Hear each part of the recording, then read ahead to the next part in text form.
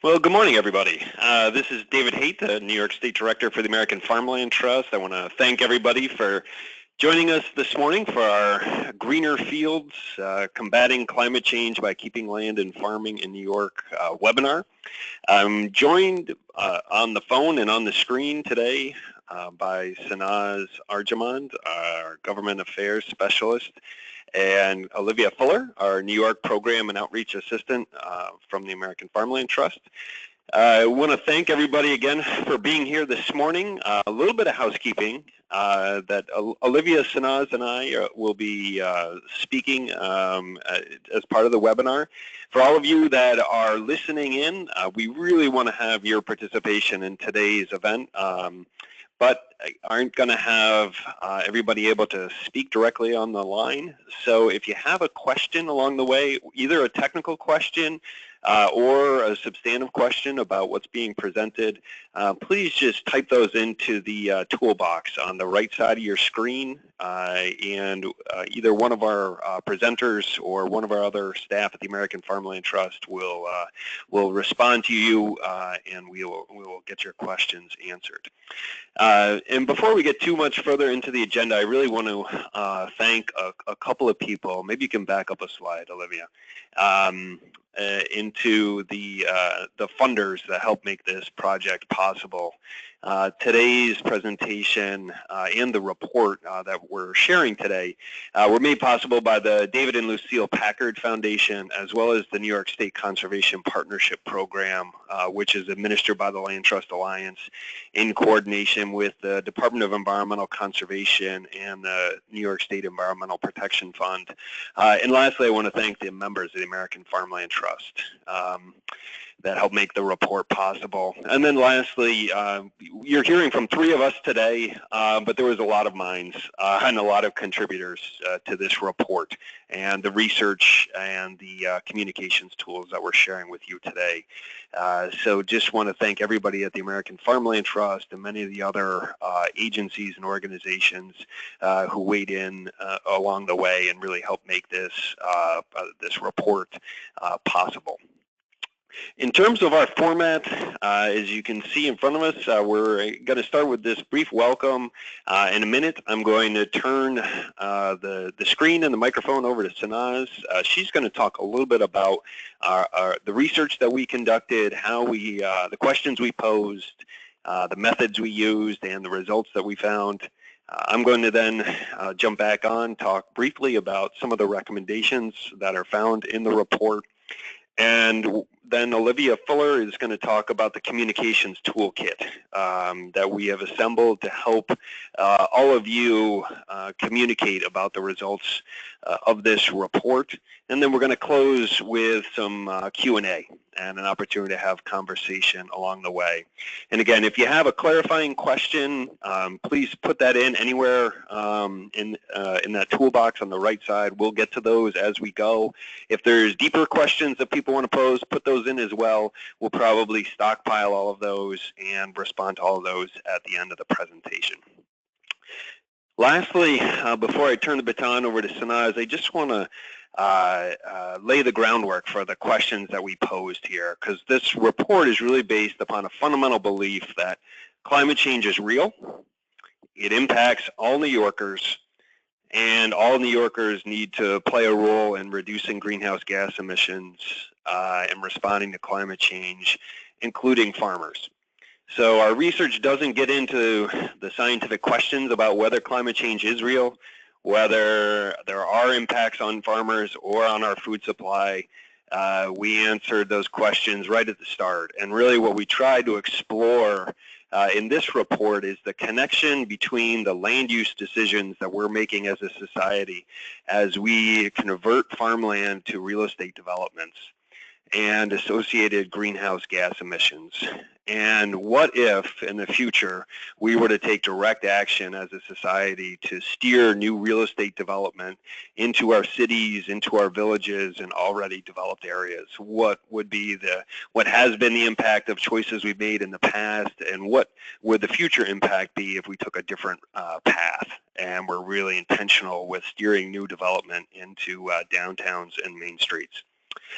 So with that, I'm going to turn the ball over to Sanaz to dive into the research questions and what we found.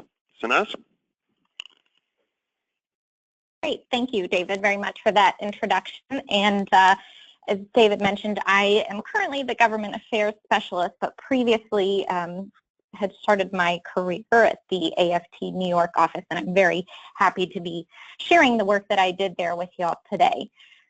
So just to put this research in the broader research context, we got this idea because similar research had come out of AFT's California office that looked at statewide average emissions from an acre of farmland compared to an acre of developed land. And their methodology was a bit different, but we decided to see how we could take that general idea and apply it to New York State. And I should give credit where credit is due. That research out of the California office was based out of a county level study that came out of UC Davis. It was specifically for Yolo County. So there's some other similar research that has happened in California, and based on the findings there, in a survey of the literature that was done by the Duke University Nicholas Institute of Environmental Policy Solutions, they concluded that because average greenhouse gas emissions from urban land uses are orders of magnitude higher than those from California croplands, farmland preservation, more than any other management activity, will likely have the single greatest impact in stabilizing and reducing future emissions across multiple land use categories. So that was a great impetus for us to try to find similar data here in New York State. So if you could go to the next slide, please. The general idea here is very simple. Really what we needed to do for both agricultural and urban land uses was to find a way to put a number to the emissions and the acres that those emissions were coming off of. So in a nutshell, we were trying to make these ratios for agriculture and for urban land uses. Go to the next slide, please. So in this study, we looked at 43 counties in New York that have a mix of land uses. You can see them here outlined and shaded in. And there are a couple of reasons why we wanted to do that. Oops, sorry, if you could go back.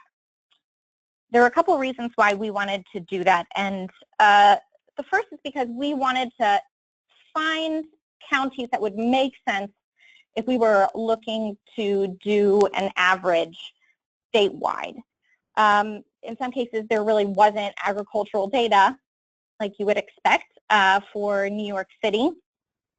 And also, we wanted to acknowledge that New York City and Long Island do have high population densities, and yes, on a per acre basis, that may be higher emissions, but if you're thinking about the per person impact, that's really the model that we want to be aiming towards. So New York City is really different from the emissions that are happening in a lot of different cities just because of the high population. So we didn't want to include that in our study here. So if you could go to the next slide. So we have our study area, and then we needed to come up with that top part of the ratio, the emissions data. And as we were searching for how to do this, we were very fortunate to find emissions data that came from greenhouse gas inventories that were funded by NYSERDA's Cleaner, Greener Communities program. And I've just put an example up here, but it was very helpful because all of the counties had this data in spreadsheets that were the same across all counties, so it was nice for us to be able to gather that data and be able to compare it across counties. So what we decided to include on the developed or urban land uses side, we included factors like residential, commercial, and industrial energy consumption, energy generation and supply, industrial processes, on-road transportation, solid waste management, or like landfills, and sewage treatment. And then for agriculture, the factors that were included in these inventories were enteric fermentation, manure, and fertilizer use. And we took one step further and added in also off-road emissions. These are small in comparison to the emissions that come from commuting, the on-road transportation that goes into the urban or developed land use type. But we wanted to include also, just acknowledge that tractors and other farm equipment also has a climate impact. So that was included on the agricultural side as well. So if you'll go to the next slide, please. So we have the top part of our ratio. We know the emissions for urban and agricultural land uses.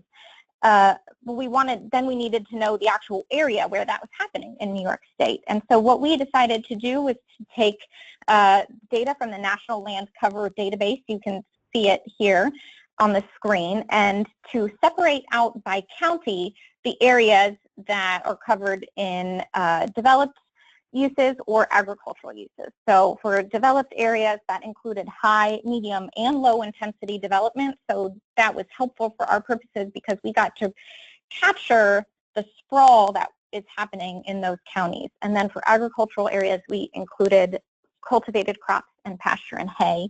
And thanks to Rick Later-Barnes at Upstate GIS for helping us with those calculations. So there we have all the pieces that we need for the ratio. So once we had compiled all the county data,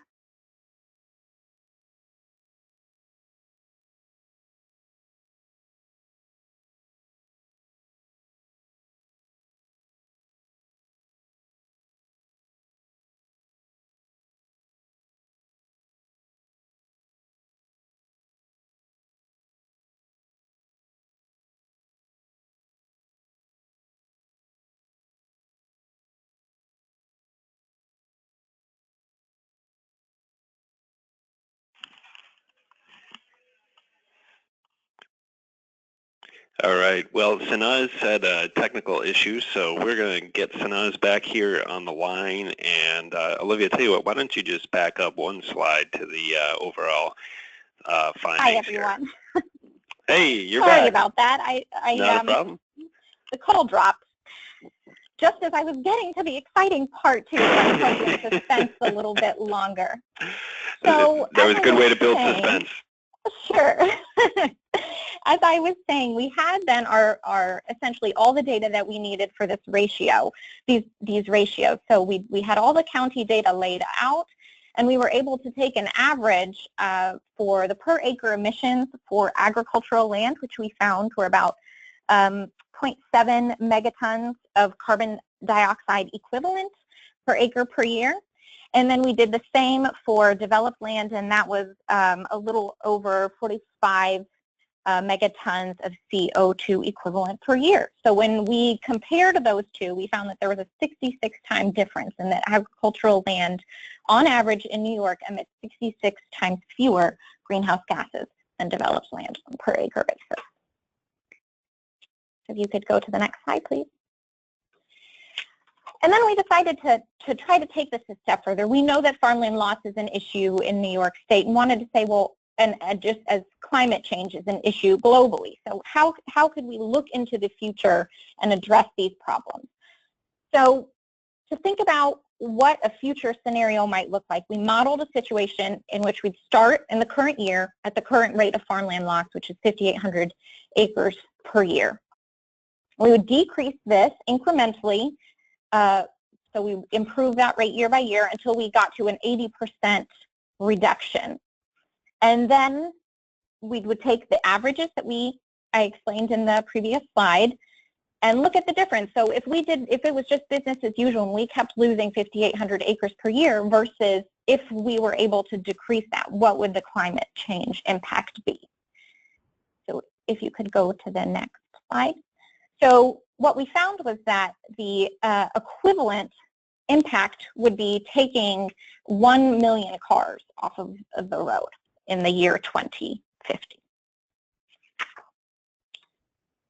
So that is a quick explanation of the methods, and I will turn it back over now. Great, thank you, Sanaz.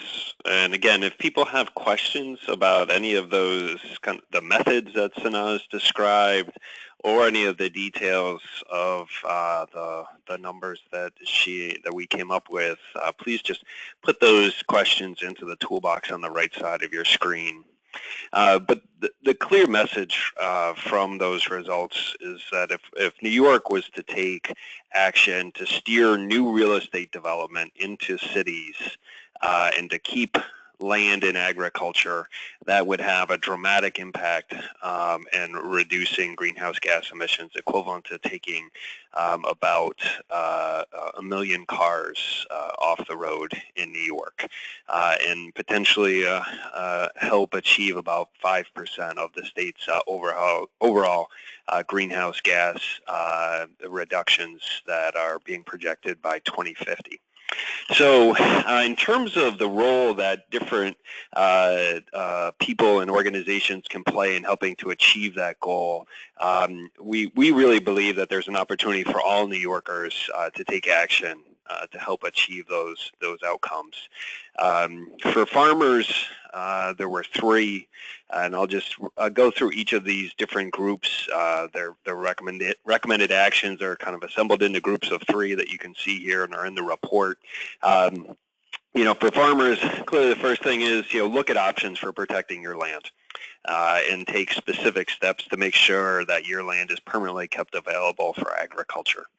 The second is, and as Sanaz alluded to, we did not explore other ways that farmers could take steps to further reduce greenhouse gas emissions, but there are ways through the types of farming practices that farmers use that they can take steps to put more carbon in their soil through soil health practices such as the use of cover crops and reducing tillage, as well as other farming practices like reducing applications of nitrogen fertilizer and associated nitrous oxide emissions, and taking steps to reduce methane emissions. So that the practices that farmers use are incredibly important. And then lastly, that renewable energy generation is a real opportunity and can be really compatible with agriculture if done right. And that it really means being very careful and intentional with where those new facilities are sited and the lease arrangements that farmers enter into. And so very important that farmers look at those opportunities closely and take specific steps to keep their best land in agriculture. Next slide. For individual citizens, certainly an opportunity to help support the economic viability of local farms, and that if farmers can make a better living from their land, they're going to be more likely to be able to keep it in agriculture. So certainly individual citizens can help by making sure that they're keeping their food dollars local here in New York. Second thing they could do is certainly there are land trusts working throughout New York to permanently protect land for farming, and those are community organizations that depend on members and supporters, and so reaching out to land trusts to get engaged is important. And then lastly, speaking out to our public leaders about choices that are being made about funding and initiatives that can help protect farmland and promote climate-smart farming practices. Next slide. Third is for land trusts, recognizing that the land trusts in New York that have a focus on protecting farmland have a really important role to play. One of the most important things they can do is really work with farm families to help permanently protect our most productive and resilient land for farming and growing food. And there's just a real recognition that not all land is created equal for agriculture, and that really prioritizing land that is the most productive and most resilient is critically important. And look forward to sharing with all of you later this year a new report that the American Farmland Trust is going to be releasing called the State of America's Farmland, which will have GIS data and maps for the entire country that identify the most productive, versatile, and resilient soils and land that we have in America. And the first release of that information is going to be over the summer at a national scale, and then we will have state-level data coming out of that research project next fall. So certainly look forward to having a lot more to share with our land trust partners to help them with their land conservation activities. Certainly for land trust, though, an important role in being community educators and really trying to help communities understand the connection between keeping land in agriculture and combating climate change. And then lastly, because land trusts are in the job of protecting land, there's a natural synergy in working with other public agencies, our Cornell University partners, USDA, our State Department of Agriculture, soil and water conservation districts, and others to really help promote soil health practices that not only keep land in agriculture, but improve its biological health and put more carbon in the soil. Next slide. Next group is for planners and local governments, recognizing that New York is a home rule state, meaning that land use policy is largely set at the most local form of government, so in villages, cities, and towns primarily, and that local governments, including counties, have a critical role to play in economic development as well. And so planning for agriculture and where people are going to farm and grow our food is critically important, and local governments have a really key role to play in prioritizing that in land use, economic development, and climate change plans. Additionally, the New York State Department of Environmental Conservation has a Climate Smart Communities program, and certainly an opportunity for communities that really want to get directly involved in combating climate change, and certainly an opportunity to integrate farms and agriculture into those types of Climate Smart Communities plans. Similarly, the New York State Department of Agriculture and Markets has an Agricultural and Farmland Protection Planning Grants program. 51 counties and nearly 100 towns have received grants from the Department of Agriculture and Markets to develop these proactive plans, and certainly there's an opportunity to not only get those types of planning grants, but then they also have funding available to local governments to change land use laws and take other steps to help be proactive in keeping land in agriculture. Next slide. And then next to last group is public leaders at the state and federal level, and a real recognition that public leaders have an important role to play in integrating the protection of farmland and steering new development into our cities and downtowns. That type of smart growth agenda is really an important part of an overall climate agenda. And I think perhaps one of the best examples of how that's been done at a state level that we've seen is, as Sanaz mentioned, the state of California was really at the forefront of this type of research. And then in 2015, the California Air Resources Board allocated $40 million from their carbon market to permanently protect farms and ranches in the state of California, recognizing that land use policy and investments in protecting farmland were an integral part of the California climate change agenda. And some of you may have seen last week they announced as well the California Healthy Soils Initiative, further investing their carbon market proceeds, in this case $7.5 million, to help promote healthy soils and the adoption of soil health practices on farms and ranches across the state of California.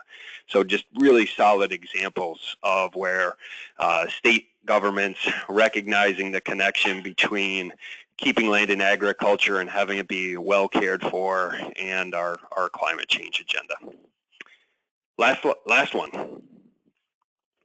For researchers, we really saw this as a first stage of potential research into this area and saw that there is the opportunity for additional research to really do more modeling of alternative land use scenarios looking forward. Particularly more nuanced analyses of higher density residential development compared with lower density, what we might think of as sprawling development patterns, and the associated impacts on greenhouse gas emissions. And if we were to have more farmers in New York adopting climate-smart farming practices like soil health practices, what would the impacts be from a greenhouse gas emissions standpoint? And then lastly, recognizing this desire to have more renewable energy generated on farms in New York, but really wanting to make sure that we're not sacrificing agricultural productivity in our search for having more renewable energy production. And so opportunities for more research of successful models of how those things can be integrated together. So those are our recommendations for action. They're at a high level, but they really look holistically at opportunities for all New Yorkers to take discrete action to help combat climate change by keeping land and agriculture in New York. Before we get to questions and open up things for more of a conversation, I want to turn things over to Olivia Fuller. And Olivia is going to be talking about our communications toolkit, which is something that has been assembled for all of our partners to help understand the primary messages that are in our in our Greener Fields report, and then help us share those with the public. So, Olivia? Thank you, David. We hope that the Greener Fields report and its findings will be useful to our partners and the greater community that cares about reducing greenhouse gas emissions and combating climate change. So to make things a little bit clearer, make our findings clearer and easier to share, we developed a communications toolkit with talking points, some visual assets, infographics, and sample communications for newsletters, websites, and social media. And this can be found at our Greener Fields webpage at farmland.org/greenerfields. So to start off with the talking points, we developed these 3 main talking points that we hope will be useful in guiding communications about the report. The first one here focuses on the fact that an acre of farmland in New York emits 66 times fewer greenhouse gas emissions on average than an acre of developed land. Our second message emphasizes that keeping land in farming and promoting good stewardship of the land is an important tool for reducing greenhouse gas emissions. Thirdly, if the annual rate of farmland loss to real estate development was gradually reduced by 80% by 2050, that could reduce the greenhouse gas emissions equivalent to taking 1 million cars off the road. And as you'll notice, these talking points tie into our infographics that we shared earlier in the presentation. So here on this next slide, we show our sample tweets that are a condensed version of our talking points paired with visual assets of our infographics to share on Twitter. And you also notice that we use a hashtag, #GreenerFields, in our posts. So we love your help in helping us spread the word. So here are a few ways that you can share. You can post the findings of the report and our infographics on social media. And if you use the Greener Fields hashtag, it'll make it easier for us to be able to see your posts and to share them. You can write a blurb for your newsletter or website. And you can also share report findings with public leaders and members of the media. We included all of these kind of communication tools right in the communications toolkit, which you can download directly from our webpage, farmland.org/greenerfields. And these are also our social media handles if you want to follow us on either Facebook or Twitter, American Farmland Trust NY or Farmland NY. Thank you. I'll turn it back over to David. All right, great. Thank you, Olivia. So I guess what we'll do now is we will go to some questions that we've received. And for any of you that are on the line and have been holding your questions, now's an awesome time to submit them, and we'll go through them. I guess maybe the first one, Sanaz, I'll throw to you, and the question really gets at why did we make the projection of an 80% reduction in farmland loss? Why? What's the rationale for that number? Sure. So well, we were thinking broadly about New York State's climate goals, and so we're wanting to put this suggestion in a way that would make it sort of parallel with the idea of reducing greenhouse gas emissions 80% by 2050. So that statewide goal was what we sort of modeled our projections on.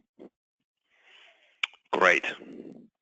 And I guess for anybody that is interested, Sanaz did reference some basic numbers about the amount of farmland that has been converted to real estate development in New York. We've had, according to the most recent National Resources Inventory, between 1982 and 2012, 471,000 acres of farmland was converted to real estate development in New York. The typical farm being about 100 acres in New York, that we would say that there's roughly the equivalent of about 5,000 farms that have been converted to real estate development. According to the most recent reporting period for the National Resources Inventory, that is about 5,800 acres of farmland a year, which is, as Sanaz suggested, was the number that we started with making those future projections. Okay, let's see here. Other questions that we have. Maybe Sanaz, here's another one for you. What are the results the same across New York, and if there are differences, why might there be differences? Sure. So the numbers that I reported here are just averages statewide, and within the report you can see that we also broke it down by region and reported those regional averages. But the land use in different regions and different counties are different, and so that will lead to differences in emissions. For example, if there's a lot of industrial activity happening somewhere, then you might have higher developed or urban emissions per acre in that county. And I'll note too that this is a snapshot in time. So, this is what it sort of looks like if you look at it for 1 year, but things might change from year to year. Great, thank you, Sanaz. And I think the regional estimates that we came up with in the report were, for anybody that's interested, I think are found on page 9 of the full report. Okay, well, how about this one for you, Olivia? Just a real basic one for the communications toolkit that you described. Where can people go to find that? Yes, you can go right to the report webpage, which is www.farmland.org/greenerfields. Should be a link right there in the introduction, and that's where you can also find a full reversion of the report and executive summary for anyone who wants to download and print those on their own. And Olivia, what if somebody had a newsletter or some other type of either online or print publication and they wanted to use maybe some of the infographics that were in here? How would they go about getting access to those infographics? Oh, yes. So when you download the toolkit, you'll download it as a Word document, and you can simply just go in and right-click to save any of the graphics that you'd like. They already have our logo on them and the report URL, so you're free to please use and share those widely. We'd love to get those out there. And there's also a sample blurb for using the report in a newsletter or website that you can tailor to your own organization. Great. Thank you, Olivia. That's really helpful. You're welcome. Maybe, Sanaz, maybe I'll go back to you, and I'm just maybe a little bit more open-ended question.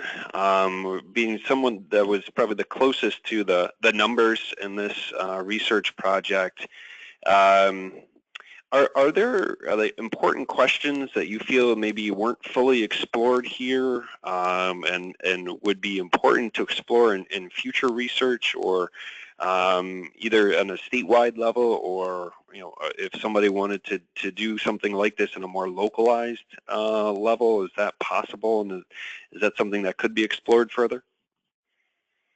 Sure, absolutely. So I'll take that in two parts and talk about some ideas that we've had for other research. And David, I think you mentioned some of these and went into details in the slide about what researchers can do. So one point that I will make and just reiterate is that we in this research included all types of development because the emissions data that we had was just for developed land uses generally. So in my opinion, it would be really interesting for someone to figure out a way to sort of tease that apart and to be able to look at medium density or low density emissions versus high density emissions. So that would be one interesting thing in addition to sort of future scenarios of different types of density development and future types of climate smart agriculture, as you mentioned before. And then the other question was about looking at this on a local level. And certainly, yes, that is possible. I mentioned at the beginning that the precursor to all this AFT research happened at the county level for Yolo County in California.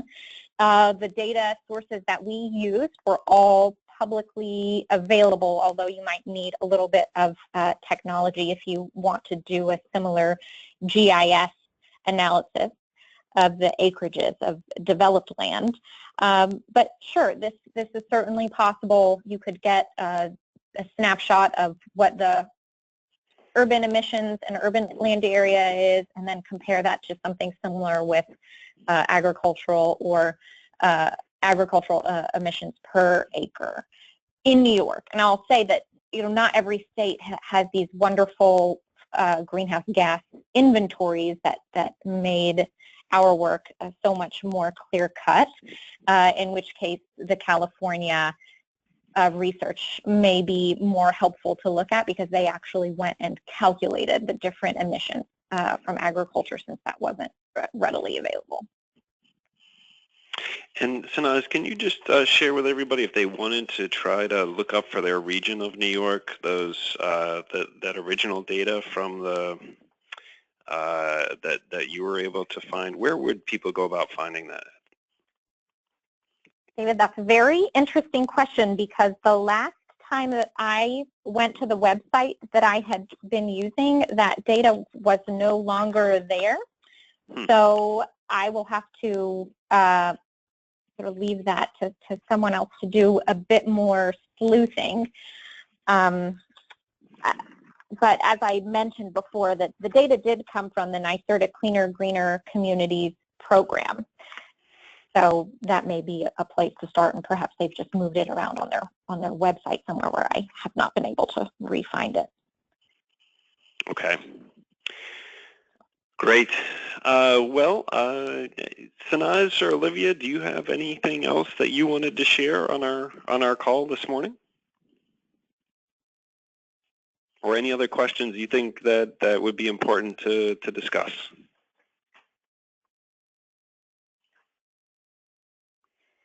I think that covers it, David. Thank you. Great. Well, again, thank you all for participating in this morning's webinar. Really appreciate all of the everyone's participation, certainly the hard work of Sanaz and Olivia and others at our American Farmland Trust team that helped put this report together and have been working to try to help spread the findings out across the landscape. Certainly we're going to be pushing out more information about the report through our website and social media. Olivia, maybe do you want to just one last time remind people of where they can go to get the report and the supporting communications toolkit, and what the hashtag is that we're using?